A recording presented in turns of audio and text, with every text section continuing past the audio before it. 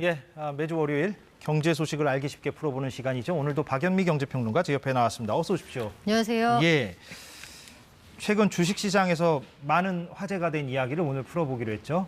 예, 어떤 얘기입니까? 네, 오늘은 최근에 주가가 급등락해서 많은 사람들을 기쁘게도 또 슬프게도 하고 있는 2차 전지 얘기 준비했습니다. 예, 그래서 이 언급되는 회사가 에코프로, 포스코는 우리가 알고 있는 그 포스코죠. 네. 그리고 금양, 예, 이런 회사들인데 왜 이런 회사들이 언급되고 있는 겁니까? 일단 이게 좀 역사가 깊은데요. 예, 깊게 설명해 주십시오. 올해 예. 1월부터의 주가 추이를 보면 그 말씀하신 에코프로는 2차 전지주의 대장주, 100만 원이 넘어간 황제주 이렇게 불리는 주식인데 올해 초에 그러니까 최근 1년 사이의 주가 추이를 보면 올해 초에는 대략 11만 원 정도, 그리고 최근 1년 사이의 주가 흐름은 대략 8만 원 선에서 지금 150만 원 위로 올라갔다가 오늘 종가를 보니까 대략 120만 원 선에서 마무리가 되었더라고요. 예. 그러니까 최근 들어서의 주가 상승폭도 어마어마하고 이게 3년 시계열로 시야를 좀 더 넓혀보면 2021년의 주가는 2만 원대였습니다. 에코프로가요? 예. 그렇습니다. 예. 그래서 지금 저희가 그래픽을 준비해서 보여드리고 있는데 예. 계단식으로 올라가는 게 보이실 거예요. 이게 지난 7월 26일에 거래 대금이 폭발적으로 늘어난 그날에는 150만 원 위까지 올라갔습니다. 예. 오후 1시 전후로 급등락이 나타나면서 주가가 빠지면서 마무리가 됐고 이후에 좀 조정이 있었지만 다시 올라가고 있거든요. 그러니까 그 절반 이상이 올라간 것도 놀라운데 그 전부터 올해 1월부터 생각해 보면 에코프로뿐만 아니라 에코프로의 그 자회사인 에코프로 BM, 그리고 최근 들어서 주가가 급등하고 있는 포스코 그룹주들, 또 말씀하셨던 금양 등등의 특정 종목들의 주가가 거의 폭발적으로 올라가고 있다. 이게 유사히 증시를 흔들고 있는 그런 변수입니다. 그러면 두 가지 현상이 가능할 텐데 하나는 2차 전지주를 가지고 계신 분들, 특히 저점에서 잡으셨다는 분들은 굉장히 행복하시겠지만 그렇지 않은 경우에는 내가 투자한 회사의 실적이 좋고 여러 가지 영업 실적이 괜찮은데도 주가가 오르지 못하거나 오히려 하락하는 그런 현상이 나타나겠죠. 수급이 저쪽으로 지나치게 몰리는 걸 두고 여러 가지 의견이 갑론을박이 계속되고 있는 그런 상황입니다. 아, 예, 그렇군요. 그러면 이들 회사의 주식을 사기 위해서 돈이 지금 얼마나 몰리고 있는가? 이게 이례적으로 볼 만큼 엄청난 규모입니까? 네, 그렇습니다. 7월에 일평균 거래대금, 코스닥 코스피 합쳐서 양시장의 일평균 거래대금이 27조 원 정도 되거든요. 이게 지난달 6월하고만 비교를 해도 6조 원 이상 늘어난 거고요. 이 정도로 자금이 많이 오고 간다. 이게 최근 들어서 보면 그래픽으로 보시는 것처럼 상당히 이례적인 상황입니다. 저 3월에서 4월로 올라가는 저 당시에도 이 2차 전지주의 흐름이 좋았거든요. 그 흐름을 같이 타고 있다 이렇게 보시면 되겠고 5월에는 잠시 2차 전지주가 조정을 받을 때 거래 대금이 좀 빠져나간다 이런 분위기가 있었는데 최근 들어 다시 올라가는 거고요.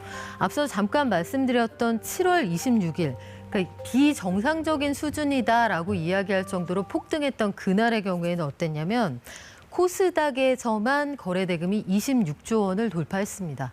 코스닥에서만요. 그러니까 코스피와 코스닥을 합치면 당일 거래 대금이 무려 62조 원을 넘어섰는데 이게 사상 두 번째로 큰 금액이고요. 코스닥에서만 26조 원이 넘어섰다 말씀드렸는데 이게 언뜻 감이 안 오실 수 있지만 코스닥이 약간 요즘 장이 조용하다 할 때는 거래 대금이 5조 원 미만입니다. 그러면 이게 어느 정도로 과열되어 있는 상황인지 짐작을 할 수가 있습니다. 네. 방금 전 그 과열이라는 표현을 쓰셨는데 급등과 급락을 막 오르락 내리락 하고 있잖아요. 뭐 어떻게 괜찮다고 봐야 됩니까? 어떻습니까? 굉장히 어지럽죠. 뭐 소위 흔히 쓰는 표현으로 롤러코스터를 탄 장세다 이렇게 표현할 만한데 투자하시는 분들 입장에서도 투매도 일어나고 추격매도 일어나고 내가 이 대열에서 빠질까 봐 빚내서 투자하시는 분들도 최근에 꽤 많이 늘어났거든요. 빚내서 투자하시는 분들의 그 빚낸 규모가 대략 20조 원을 넘어섰다고 하니까요. 평시하고 대비해도 2조 원, 3조 원 정도 많은 금액이기도 하고 금리가 상당히 비싸다는 거, 그리고 증권사가 정해놓은 날짜, 증권사가 원하는 비중을 맞추지 못하면 반대 매매에 들어가서 강제로 주식을 팔아버리지 않습니까? 그러면 빚은 빚대로 지고 손실은 손실대로 볼 수 있다는 점을 생각하면 이런 것들이 분명히 건강하지만은 않은 측면이 있습니다. 예, 건강하지만은 않은 측면이 있다. 그런데 건강한 측면은 그러면 네. 2차 전지 산업의 어떤 지금 그만큼 주목을 하고 있다는 얘기잖아요. 네. 그럼 뭐 실체가 있다고 봐도 됩니까? 이게 당초에는 그래서 올해 초에는 테마나 밈이냐 이런 주장도 있었는데 그렇게 보기에는 향후에 자동차 시장이 격변하고 있다. 이 점이 주가를 받치는 하나의 요인이 되는 거죠. 테마밈은 무슨 얘기입니까? 테마주라고 하면 한때 반짝 떴다가 사라지는 그런 주식이냐 아니면 밈도 같은 의미인데요. 하나의 그 특별한 호재가 없이 그냥 떴다가 사라지는 그런 주식들이냐 이런 의심들이 있었지만 사실은 반년 동안의 투자 성적에서 그거 이상이라는 게 사실은 입증이 되고 있는 상황이기도 하고 예. 시장에서 이제는 가치를 분석한다라기보다는 2차 전지 관련 수급은 하나의 현상으로 자리를 잡은 것 같습니다. 여기에는 여러 가지 요인이 있는데요. 일단 가장 큰 건 세계 자동차 시장이 달라지고 있다는 점입니다. 첫 번째 보면 작년 기준으로 세계 자동차 시장 규모가 대략 8,150만 대 정도 되는데 내연기관이 93%, 전기차는 아직 7% 수준이에요. 근데 이게 2030년 정도 되면 한 반 정도는 가지 않겠느냐. 이게 자동차 업계 전망입니다. 그러면 전기차를 만들려면 그 속에 배터리를 넣어야 하는데 그거 세계에서 제일 잘 만드는 나라가 한국이다. 그리고 지금 제가 거론했던 그 회사들의 경우에는 대개 2차 전지에 들어가는 소재들을 공급하는 기업인데요. 아, 그렇습니까? 예. 에코프로는 에코프로 BM 등을 거느리고 있는 지주 회사고요. 네. 에코프로 BM은 이 전기차에 들어가는 양극재라는 걸 생산하는 회사입니다. 그리고 포스코의 경우에도 포스코 홀딩스는 지주 회사고요. 포스코 퓨처 M이라는 회사는 음극재와 양극재를 동시에 생산하는 회사. 그러니까 자동차 시장이 전기차로 빠르게 변화하면 여기에 들어가는 소재 만들고 셀 만들고 이런 회사는 잘 나갈 수밖에 없지 않겠느냐. 사실은 근거가 있는 그런 추측이기는 한데 증시에서 5월 이후에 사실상 2차 전지 관련해서 전망이나 밸류 분석이나 리포트가 거의 나오지 않는 이유는 도저히 현재의 현상은 그 성장성만으로는 이해하기 어렵다 이런 반응 때문입니다. 아, 현장에서 그런 목소리가 나오고 있어요? 그렇죠. 그래서 실제로 증권사 리포트가 5월 이후에 거의 실종된 상태인데 이 기저에 깔려 있는 데에는 증권가에서 배터리 아저씨로 유명한 분이 계시죠. 전 금양의 이사님인데 이분이 아까 우리가 언급했던 그 금양? 그렇습니다. 예. 금양 같은 회사의 경우에는 과거에 그냥 사카린, 발포제 이런 것들을 만들었던 회사인데 최근에 2차 전지 관련 소재도 만들겠다 이렇게 선언을 했어요. 그렇기는 하지만 아직까지 앞서 말씀드렸던 회사에 비해서 특별한 실적이 나온 건 아닌데 이쪽도 최근에 흐름을 타서 굉장히 많이 주가가 올랐거든요. 그러니까 그분은 더 이상 그 회사에 재직하지 않습니다만 이분이 한국 배터리의 전망을 굉장히 긍정적으로 보면서 여기에 추종하는 개미 투자자들이 수급이 굉장히 몰렸고 이게 현재의 주가를 밀어 올리고 있는 큰 동력이라고 보시는 게 아마 가장 정확할 겁니다. 아, 예. 근데 아까 그 현장에서 네. 이것만으로는 그러니까 2차 전지 산업이 각광받고 있다는 것만으로는 이런 폭발적인 현상을 설명할 수 없다 그랬잖아요.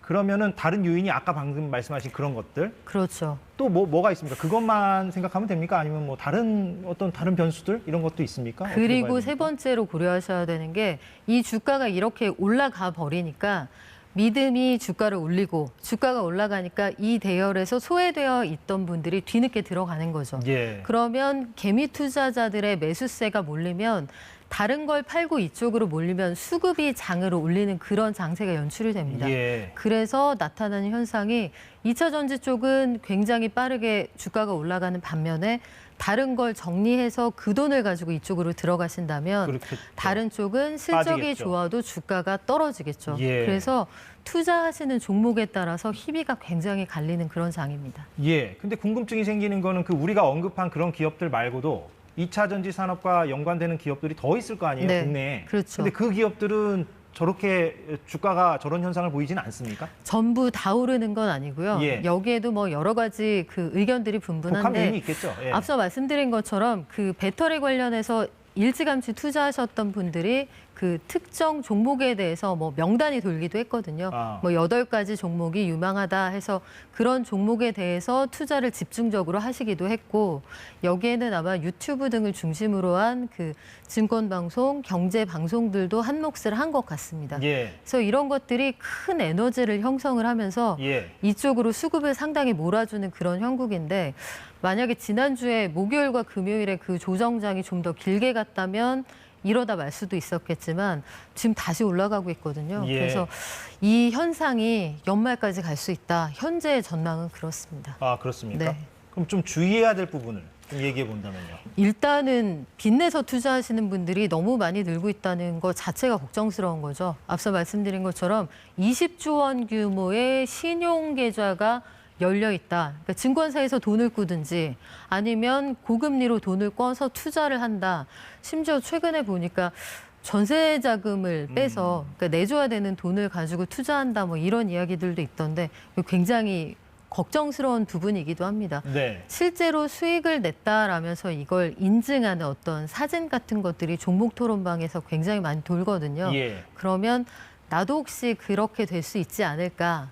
그리고 최초에 올라왔던 그 수익의 사진이라는 것조차도 우리가 검증할 수 있는 부분은 아니니까요. 그렇겠죠. 그 증시라는 건 결국은 이 프로하고 아마추어가 계급장 떼고 붙는 장이기 때문에 내가 벌면 누군가 잃는다는 뜻입니다. 이런 것들을 고려할 때 이런 부분이 우려되는 부분이 있는 거고, 2차 전지 관련해서 지금 희망을 가지고 쭉쭉 올라가지만 이게 어느 순간에 하락을 해버린다면 뒤늦게 들어오신 분들, 특히 고점에서 매수하신 분들은 굉장히 난처한 상황이 될 수 있겠죠.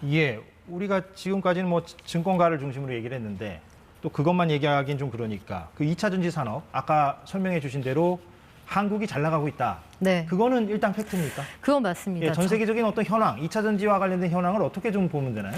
2차 전지 관련해서 중국 업체들이 차지하고 있는 비중이 대략 56% 정도. 그러니까 CATL, 캐틀이라고 하는 회사가 전 세계 1등이고요. 또 비아디 등등의 회사들이 이제 뒤를 잇고 있는 상황이고, 한국 업체들도 굉장히 잘 만듭니다. 우리가 흔히 알고 있는 뭐 LG 에너지 솔루션부터 시작해서 SK온, 삼성 SDI 등등이 대표적인 회사들인데, 한국 업체가 차지하는 비중이 전 세계에서 대략 25.8% 정도 되거든요. 그러면 한국하고 중국이 나눠 먹는 시장이다. 이렇게 보셔도 과언이 아닌데, 중국이 주로 만드는 건 저렴한 배터리입니다. 그러니까 저렴하게 만들어서 단거리를 갈 수 있는 그런 배터리들을 많이 만들고, 한국의 경우에는 당연히 단가가 그보다는 좀 비쌀 테지만 상대적으로 안정적이고 장거리를 풀 충전해서 오래 갈 수 있다. 장점인데, 결국은 가격 경쟁력. 그 두 번째는 중국은 만들어서 대부분 내수용으로 많이 쓰거든요. 그 현재까지 전 세계 전기차 시장의 한 55% 정도를 중국이 점유하고 있으니까 중국 밖의 시장에서는 대부분 한국 전기차 배터리가 잘 나간다. 이렇게 봐도 과언이 아니고요. 중국에서 한국 차나 한국 배터리 안 사주거든요. 그래서 이런 상황을 종합하면 분명히 미래 가치가 있기는 한데, 현재의 주가가 그 미래 가치를 충분히 반영하고도 그 이상까지 너무 가 있는 건 아니냐, 여기에 대해서 이제 의견이 오가고 있는 상황이죠. 마지막으로 그 중국 기업들은, 그 중국 2차 전지 기업들은 그러면 주가가 잘 나갑니까, 거기도? 중국은 최근에 증시건 뭐건 굉장히 다 어렵습니다. 전체적으로 보면 내수도 어렵고요. 사람들이 소비하고 이걸 꽁꽁 싸매고, 특히 부동산 경기, 내수 경기 어려워서 중국은 증시의 과열 등을 이야기할 수 있는 상황은 전혀 아니고요. 한국의 2차 전지 관련한 이 광풍의 상황은 뱅크 오브 아메리카가 글로벌 리포트에 언급을 할 정도로 그러니까 미국에서 빅테크가 뜬다면 한국에는 2차 전지 중에 이런 종목이 있다라고 언급할 정도로 굉장히 이례적인 상황인 건 분명합니다. 아무튼 주의는 좀 필요해 보인다. 이 말씀이시고. 박연미 경제평론가였습니다. 고맙습니다.